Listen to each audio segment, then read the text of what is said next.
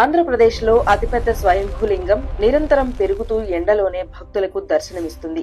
అదే రావివలస.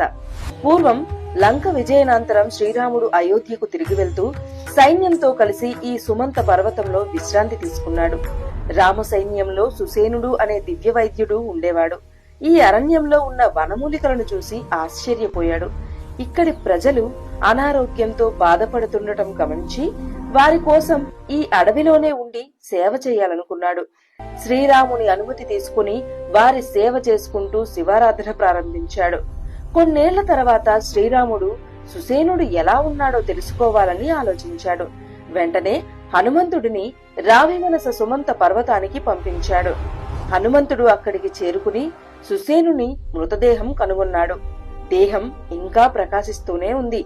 హనుమంతుడు మల్లెపూలు జింక చర్మంతో ఆ దేహాన్ని కప్పి సమాధి చేశాడు.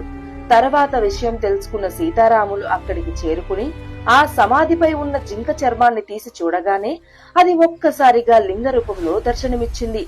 ఆ లింగం మల్లెపూల సువాసనతో మెరుస్తూ అజనం అనగా జింక చర్మం గుర్తుతో ప్రకాశిస్తోంది.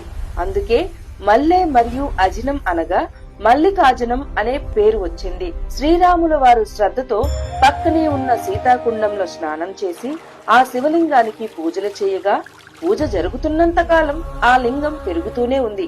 ఆ లింగం పెరుగుతూ ఉన్నందున రాముడు ఈ లింగానికి ఆలయ గోడలు కట్టవద్దు, ప్రకృతిలోనే ఉండాలి అని ఆదేశించాడు. సూర్యకాంతిలో వెలుగుతూ ఇలానే ఎండల మల్లికార్జునుగా ప్రసిద్ధి చెందుతుందని చెప్పారు. మహాభారత కాలంలో పాండవులు అరణ్యవాసంలో ఇక్కడ మార్కండేయ మహర్షి క్షేత్ర మహిమ వివరించగా అర్జునుడు ఇక్కడ తపస్సు చేసి శివుని దర్శనం పొందాడు. ఆ ఆశీర్వాదంతో మల్లికార్జున అనే పేరు శాశ్వతమైంది. మహాశివరాత్రి, కార్తీక సోమవారాల్లో భక్తులు భారీగా తరలి వస్తుంటారు. శ్రీ ఎండల మల్లికార్జున స్వామి దర్శనం ఆరోగ్యం, ఐశ్వర్యం, పాప విమోచనం ఇస్తుంది అని నమ్మకం. ఇది మన రావివలస. ఇక్కడ గాలే ఔషధం, భక్తుడే దేవుడు.